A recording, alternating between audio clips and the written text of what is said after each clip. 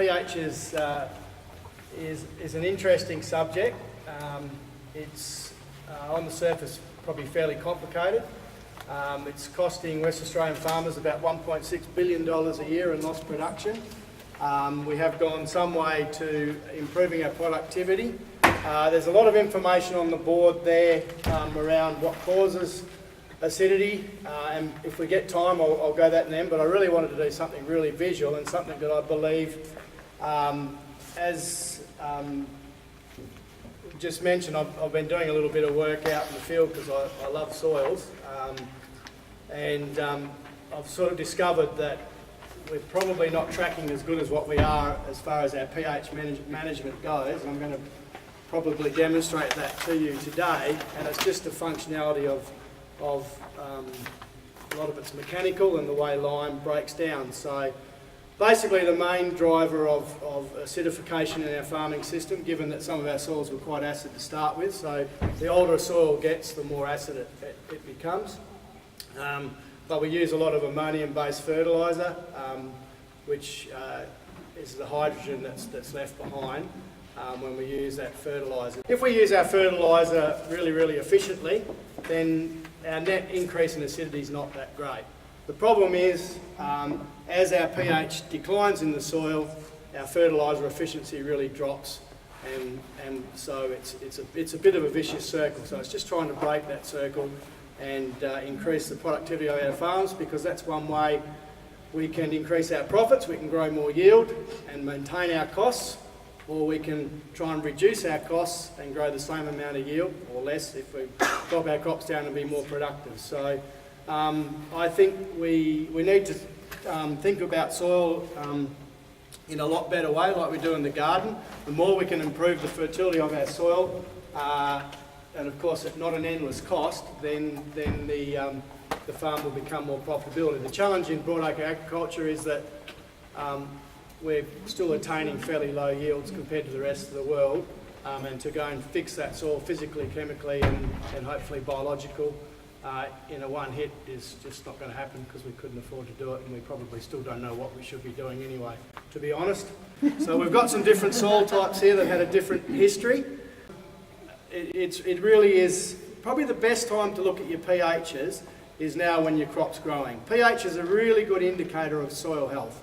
So really you want to try and get your pHs sort of 6, 6.5, and that's where you've got really good fertiliser efficiency. Some great examples there of that, and things are working really efficiently. And you tend to find that once pH gets fairly neutral, the physical and chemical properties of the soil quite often line up as well. So everything's a bit like the human body. If our body's really good, it's good.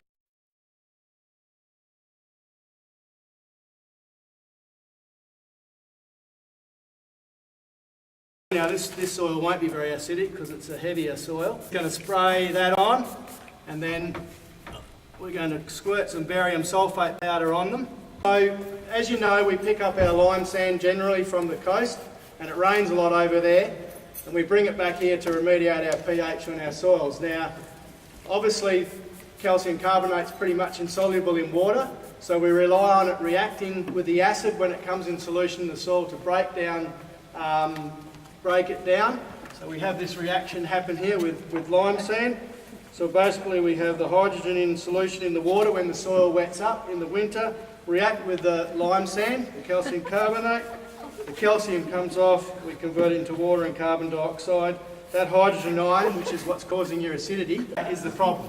So one of the problems is we're pretty much putting sand on sand, so we can't really rely on water to wash the lime down the profile. So we've done a pretty good job at fixing the surface, but we actually have got a lot of deeper acidity happening in our subsoils that we need to deal with. So we're seeing more of a return back to mechanical means to incorporate the soil. It's like there's no way these coloured golf balls are going to end up down the bottom as much as I shake. So we're putting sand on sand. So we're relying on the acid to break down the particles so they become smaller and smaller, so they can work their way down the soil, or some of that alkalinity may leach down once the pH gets sort of up towards neutral. So that's some of the mechanical problems we've got. So we've got in a no-till situation, we're seeing most of that lime sand accumulating in that 5 centimetres. but we're not getting it down to where we're placing our fertiliser, which is really affecting our efficiency. So if we go over here and look at what that sort of is, and you can come and have a look at this later, but you might have all seen the ribbon thing. So as you get more alkaline or more acid, nutrients become less available. Generally, there are some of the metals that become more available, which is what the real problem is with pH, is that as we become more acid, something like aluminium, which is iron, what they're down here, becomes more available.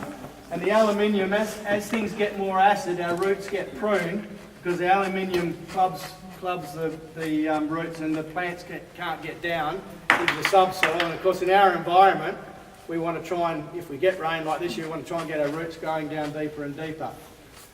Can anyone else tell me anything about the pH, and does anyone understand the logarithmic effect of pH measurement? So pH at 7 is neutral, which basically means that it's in equilibrium with the hydrogen and the hydroxide ions. So as you get more acid, there's more hydrogen comes in the solution, but it's logarithmic. So a pH of 6 is 10 times more acidic than neutral. A pH of 5 is 100 times, a pH of 4 is 1,000 times, and so it goes. So to put that in perspective, if you've got a pH of 4.8, which is about the cut-off level where aluminium starts to become a problem, if the pH slips down to just 4.4, it's actually 2.5 times more acidic. So we need to apply a lot more calcium carbonate to bring the pH back up. So it's important to understand that, it's not a big difference, but there is a big difference. The further you go down, the more acidic it gets. So lime sand's got a pH of around about 8.5. So it's alkaline, but it's pH of 4 is a lot more acid, so you're going to need a lot more of that product to bring it up. So so what we've got here, and we'll look at, I don't know whether you'll see it, but so here's a great example. So one was in the furrow, wasn't it, Lily? Yeah. All the odds. All the odds are in the furrow. Yeah.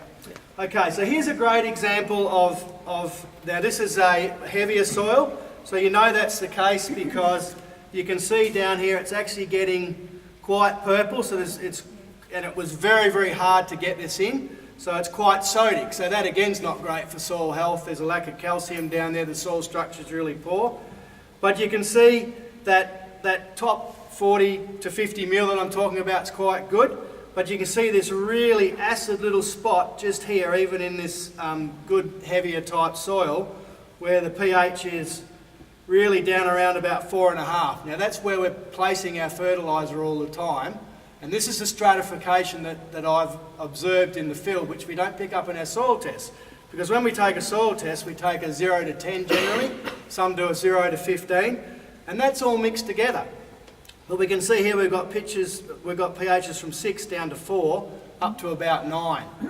So this is a great little way. So these aren't particularly accurate. I mean, the increments are in half a unit of pH.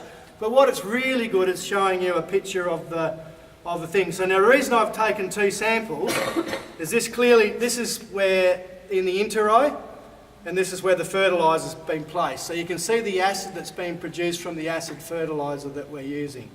Now hopefully, and that's another part of the problem, because we have been going to wider row spacings, particularly on 12-inch spacings.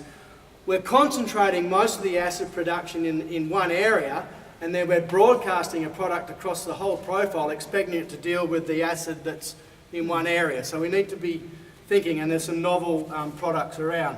So that's that soil. So that's had a bit of lime on it. That's had so it's had 60 of urea and 40 agstar at setting, and it's had 60 litres of Flexi-N on it post. This one here has been deep rip. So again in the furrow again. I think you can see that again, we can see in a no-till situation, we've virtually taken a lot of the acid out in that trifluoral layer, or that incorporation layer. It's quite alkaline, which means there's not a lot of acid there to break down that product to get it down any further. So the only way we can get more breakdown of that is over time, because we're obviously putting more fertiliser on top, so that some of that will mop up the acid, so it's not a bad thing. But again, here's the hot spots where the fertiliser is being produced, and we're down around about 4.5 in water, which is actually down under 3.8 in calcium chloride. So it's very, very acid, and there's not going to be a lot of fertiliser there at that pH. So how do we sort that problem out? Well, we probably need to do some incorporation every now and then to try and mix it further through the profile, but we need to start thinking about trying to improve the pH in the furrow where we're placing a fertiliser. So I can talk about that another time, but I just want to demonstrate that. Again, if we were to take this as a sample, as a 10 centimetre sample, we've got a lot of alkaline here where the lime where it's going to tie up a lot of trace elements. Sorry, I need to hold that up. Getting down to really 4 pH, and then back to about, fortunately the subsoil's quite good in this one still, and we're back to about 6.5 or 5.8 down here. So we've just got this little area here that's the real problem. That'll disappear pretty quickly if you mix it with that, because that's quite pH. So that's that one. This one's at the trial site for this year at Butcher's there. Again, I haven't really gone into the history a great deal, but again, the same sort of story. We're seeing this alkaline layer on the top. Our problem's down here. This is where we're putting all our seed and fertiliser, so we're not really getting it in a no-till situation to where we want to get it. And again, a lot of us that have been 2 or 3 applications of lime sand probably aren't going to get a lot of great value out of it without incorporating that, because there's not a lot of acid there to break down any more lime sand. It's not going to wash down there as you can see from the demonstration. So this one is... So what soil type is this? This is a sandy loam, So this one. It's got quite a lot of loam in it. It's red, is it? Oh, I didn't know. Who's got have you got your gloves on still? No, it's it's a lighter soil. Yeah. It's out of Yucatan. Oh. Yeah. So, and this one here has got the deep ripper with the inclusion plates on it. So you can see this is in the row where the seed was, so we don't know where the inclusion plates were because they wouldn't necessarily match up. But you can see here we've got a far better job of mixing it down the profile. So it's a combination of using tools. So one of the designs with the deep ripper is they're putting plates on to scrape some of this alkalinity so it falls down behind the thyme so we can improve the pH. But I mean, deep rippers tend to be on 12 or 15 or 18 inch spacing. So, but anything we can do to improve the pH is better. So you can see here where that's happened is quite good. So we may well have hit a spot that's where the inclusion plate has dropped it down.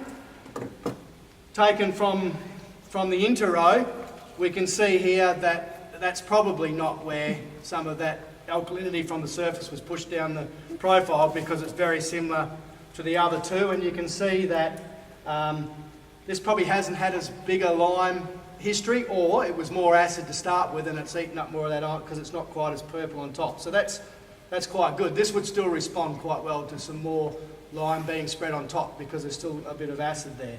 But we can see the acid, getting down quite low. These are samples from my place, and again, so this is in some lupins. So again, you can see the pH is pretty good at the surface. We've got a hot spot there, but it's not too bad. So we've still got this little area here where we've hit some acid. If we look at the bigger profile, you can see that there's a little bit of purple amongst that, so there's still some of that lime, the bigger particles that break down, but it's actually a lot better down through the profile. This is on some wheat.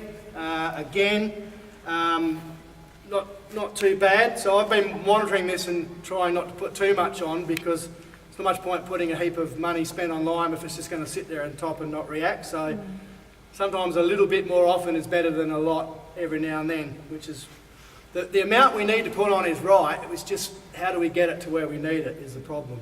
So those pHs are pretty good, pretty much all the way down. The bigger profile here, you can see the variation even through the profile. It's actually pretty good. Most of that's sitting in that 6.5, 7.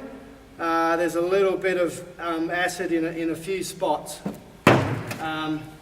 Now,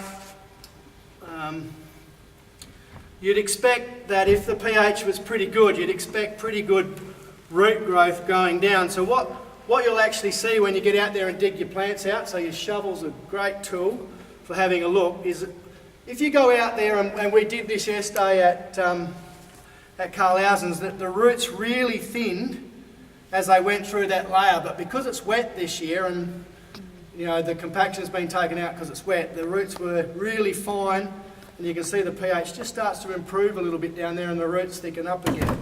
So let's see if we can find. So you can see, that's what we're trying to see. We really want to see those roots really mat up. Now you can see all the bulging that's happening there. Now once you start getting your pHs right, you start getting your biology. Now if you've got a massive roots like that, then you're going to pick up a lot of nutrition. A lot of the way that plants pick up roots is just through interception. So you can see even in the interrow there, there's a lot of roots happening.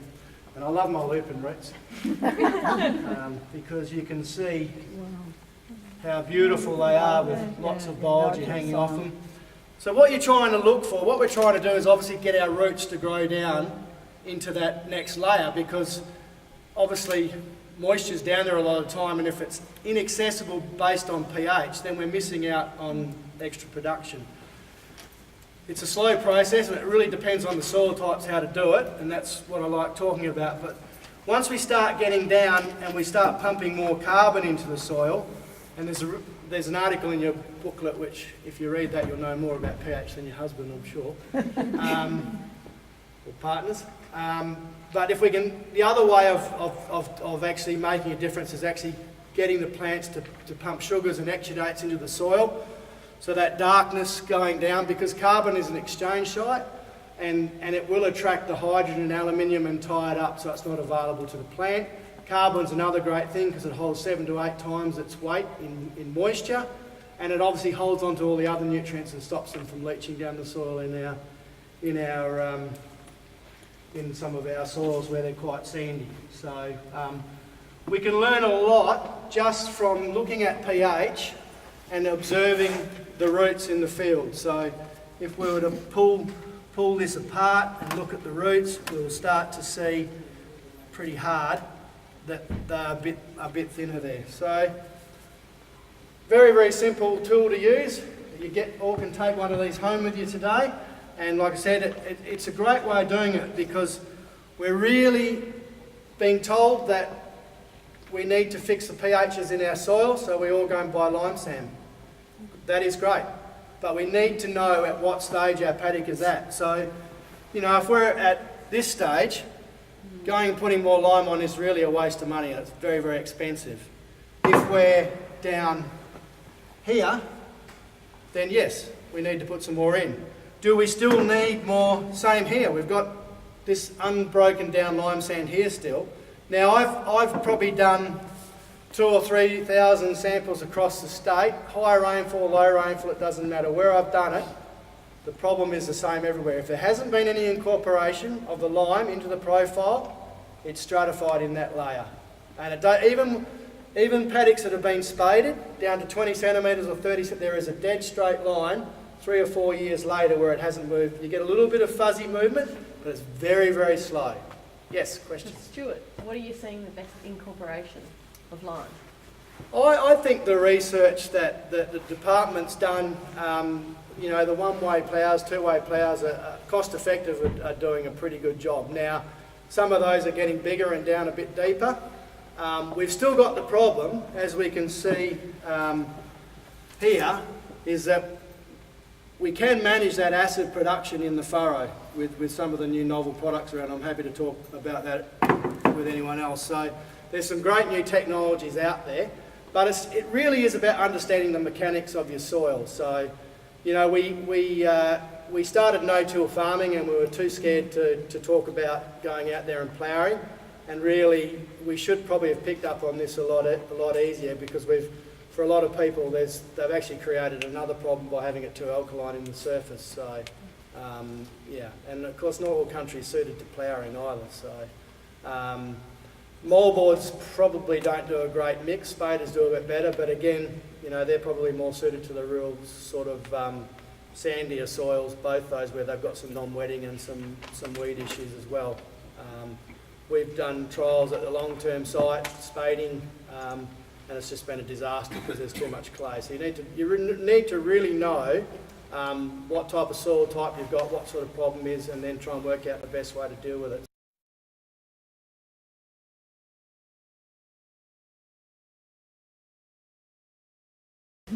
So Stuart, walk us through what you do on your place in relation to this. So, you start off by measuring, testing a paddock and going down, and then do you incorporate in a particular way?